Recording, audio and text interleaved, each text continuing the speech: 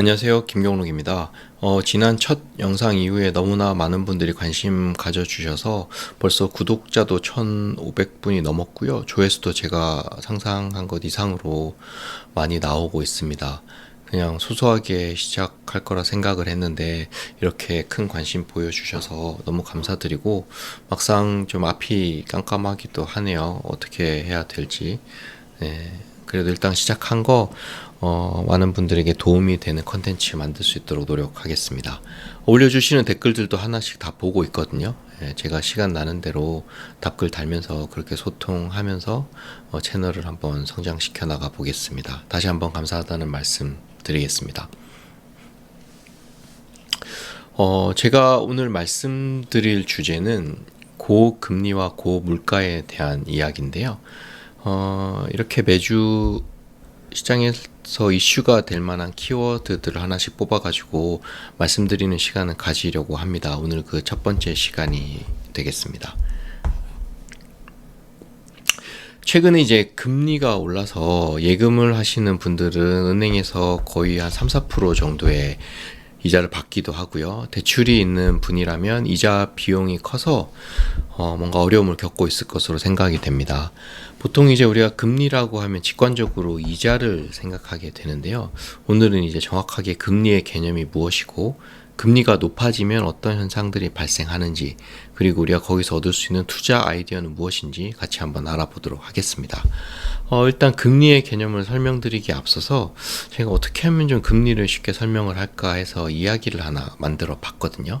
이걸 한번 들어보시면 조금 더 이해가 쉬우실 것으로 생각됩니다.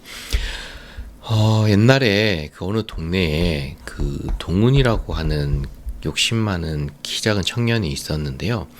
얘는 이제 돈 욕심이 너무 많아가지고 잘 때도 이 5만 원짜리를 끌어안고 잘 정도로 욕심이 많은 아이였습니다. 어느 날 이제 눈을 딱 떴는데 자신이 이제 처음 와보는 아프리카 어느 도시에 와 있는 거였죠. 날씨는 너무 덥고 목은 뭐 타들어가고 그래서 주머니에 있던 이제 5만 원짜리를 꺼내가지고 근처에 있는 편의점으로 가서 주인에게 콜라를 하나만 달라고 부탁을 했습니다. 사실은 이게 한국에서 이 돈 가지고는 콜라 한 박스 살 수 있는데 내가 인심 써가지고 이 5만 원짜리 너 줄 테니까 나 그냥 콜라 하나만 먹게 해달라고 주인에게 부탁을 했죠. 근데 이 주인 입장에서는 알지도 못하는 애가 와가지고 알지도 못하는 종이를 흔들어 대면서 콜라를 달라고 하니 이상한 사람인 줄 알고 동훈이를 밖으로 내쫓아 버렸습니다. 순간 너무 놀래가지고 잠에서 깬 동훈이는 뭔가 아차 싶은 생각이 들었습니다. 내가 지금까지 정부에 속고 있었나? 이 한낱 종이에 불과한 이 종이를 나는 왜 그렇게 집착을 하고 욕심부리면서 살았던가 후회를 하면서 통곡을 했습니다. 이 울음소리는 그 나라의 욕심 많은 왕의 귀에까지 들어갔습니다. 그리고 주변에서 이렇게 동훈이처럼 돈의 가치를 의심하는 사람들이 하나둘씩 생기기 시작하면서 나라는 큰 혼란에 빠졌습니다. 이에 당황한 왕은 그 다른 나라에 있는 현명한 청년에게 찾아가서 해법을 달라고 도움을 요청했습니다. 이 청년이 한참을 고민하더니 정부가 돈에게 이자라고 하는 생명을 불어넣어 주면 어떻겠냐는 아이디어를 냈습니다. 왕이 들어보니까 이게 괜찮은 방법 같거든요. 그렇게 잠시 고민을 하다가 왕은 다시 청년에게 묻습니다. 그러면 도대체 국민에게 얼마나 되는 이자를 줘야지 이 혼란을 잠재울 수 있겠냐? 청년은 한 번 더 고민을 하더니 왕에게 이렇게 얘기했습니다. 돈이라는 게 원래는 물건을 사기 위해서 만들어진 도구니까 딱 이 물건이 오르는 만큼 돈에도 같은 이자를 주면 되지 않겠냐. 그러면 물건과 돈은 서로 균형을 이루고 나라는 안정을 찾을 것이라고 해답을 알려줬습니다. 근데 이제 사실 이 왕의 스타일이 이제 남의 말을 잘 안 듣는 그런 스타일이었다고 하더라고요. 그래서 뭐 결과는 잘 안 좋게 끝났다라고 하는 그런 슬픈 이야기인데, 방금 말씀드린 이야기에 금리와 물가에 대한 핵심이 사실은 다 들어 있습니다. 금리라는 것은 돈의 이자라는 가치를 부여하는 것이며 그 가치는 실물 가격 상승분을 반영하는 것이어야지 그 효과를 발휘합니다. 이론서에서는 이렇게 이야기합니다. 금리는 돈의 가격을 부여하는 것이며 그 금리 수준은 물가 상승률만큼을 반영한다. 따라서 물가는 금리라는 공식이 완성되는 것입니다. 그럼 최근 이런 고금리 같은 금융 환경도 사실은 고물가인 실물 환경에서 기인한 거라는 제 말이 이해가 되시겠죠? 사실 이 부분만 이해를 해도 금리에 대한 핵심 내용은 거의 다 이해를 하신 거라고 보시면 되고요. 다음으로는 이런 고금리 환경에서는 실제로 어떤 일이 발생하는지 한번 정리해 보면 좋을 것 같은데요. 또 어렵게 생각할 필요 없이 우리 주변을 살펴보는 것만으로도 충분히 확인할 수 있습니다.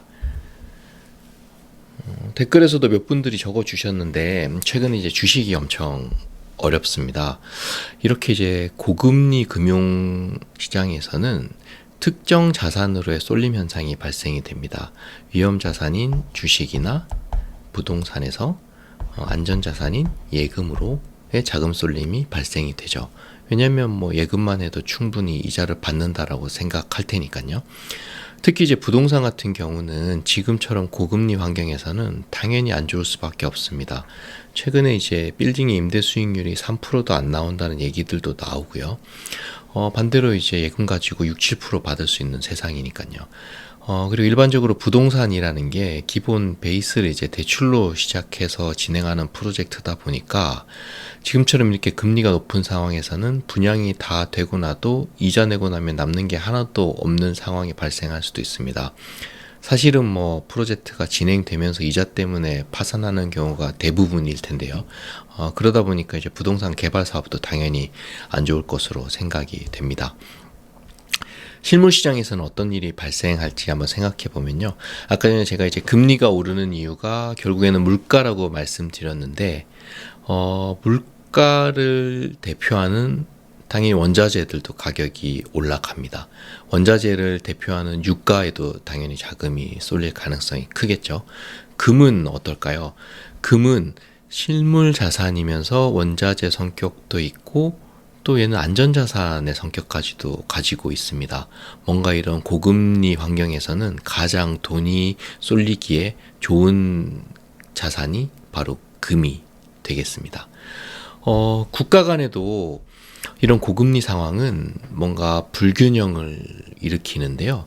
모든 나라의 금리 레벨이 같다고 하면 뭐 그렇게 편차가 크진 않겠지만 각 나라의 물가 상황에 따라서 금리가 낮은 나라에서 금리가 높은 나라로 자금이 쏠려갑니다. 최근에 이제 미국 같은 상황이 워낙 고물가에다 고금리 상황이다 보니까 전 세계의 돈들이 미국으로 빨려 들어가고 있는 상황입니다. 여기까지 이제 제가 금리의 개념 그리고 고물가 고금리 시장 상황에서는 어떤 사회 현상들이 발생하는지에 대해서 설명을 드렸는데요. 이제 마지막으로 그럼 이런 고물가 고금리 시장 상황에서 내가 어떤 투자 아이디어를 발전시킬 수 있을지에 대해서 좀 설명을 드리려고 합니다. 일단 가장 먼저 금리라고 하면 제일 먼저 떠올리는 게 채권이거든요. 제가 이제 말씀드리는 채권은 국가가 이제 발행하는 채권을 말씀을 드리는 건데요. 이 채권이 이제 사실은 지금 설명드리는 수준보다 조금 더 높은 수준의 설명이 필요해서 다음에 이제 심화 과정으로 이제 말씀드리기로 하고 그냥 이론적으로 알고 계셔야 될 개념만 한 가지 말씀드리면 채권의 가격은 금리와 물가에 반비례한다. 요 공식만 이해를 하시고 계시면 되겠습니다. 일단 오늘은 거기까지만 하도록 하고요. 그냥 쉽게 제가 한번 다시 설명을 드리면 오늘 돈이 1억이 생겨가지고 은행에 5%짜리 금리로 1년 약정을 맺었습니다. 근데 다음날 지나가다가 보니까 은행에서 똑같은 1억으로 1년에 7% 약정을 받아주겠다고 하는 거죠. 그 광고를 보시면 기분이 좋으실까요? 나쁘실까요?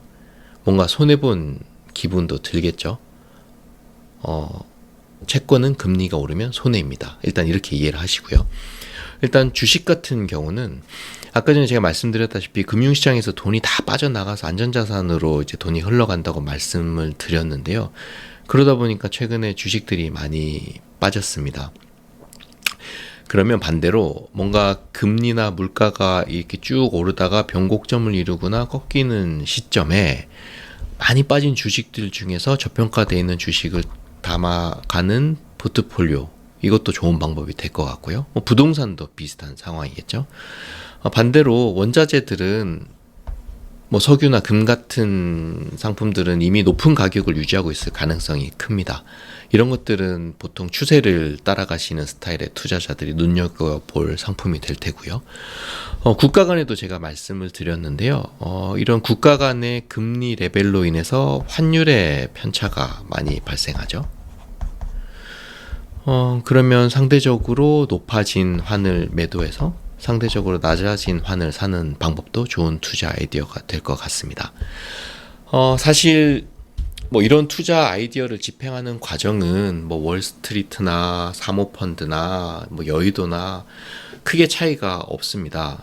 근데 이제 다만 우리가 뭔가 이제 전문가라고 하는 사람들은 이런 생각을 발전시키면서 보는 데이터들이 조금 더 비싸고 고급진 데이터들을 본다는 그런 차이점, 아니면 우리보다 수수료를 좀 더 적게 낸다거나 하다못해 이제 인터넷이 더 빠른 그런 인프라적인 부분을 빼놓고는 전체적으로 상황을 이해하고 투자 아이디어를 발전시키는 과정은 제가 지금 말씀드린 방법이랑 크게 차이가 없다고 저는 생각하고 있습니다. 결국 실생활의 경험과 자신의 판단력으로 결정을 하는 거니까요.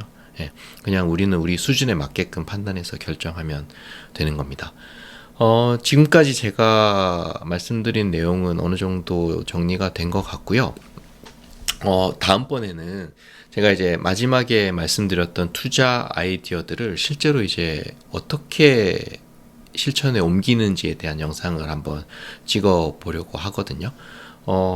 아마 채권이 될 것 같습니다. 지금 제가 생각할 때는 채권이 뭔가 투자를 할 수 있는 기회이다고 생각이 돼서 사실은 그래서 이 영상을 처음에 찍기도 한 거고요. 그래서 다음 시간에는 제 포트폴리오의 첫 번째 투자 자산 배분 영상으로 찾아뵙도록 하겠습니다. 그렇게 해서 이제 하나하나씩 이제 채워가면 될 것 같습니다. 그러면 지금까지 제 영상을 시청해 주신 구독자분들과 유튜브 방문해 주신 분들 감사의 말씀을 드리고요. 다음 영상으로 찾아뵙도록 하겠습니다. 감사합니다.